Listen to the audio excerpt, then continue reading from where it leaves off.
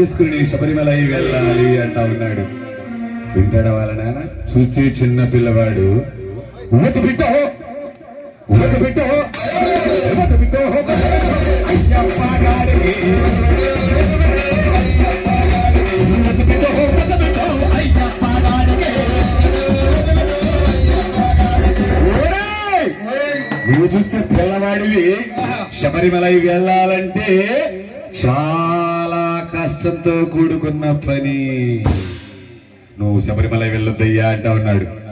నానా శబరిమల వెళ్ళాలంటే ఏం చెయ్యాలయ్యా అన్నాడు. అప్పుడు అంటున్నాడు వాళ్ళ నాన్న ఆ పిల్లవాడితో, పెద్ద పెద్ద గురుసాములు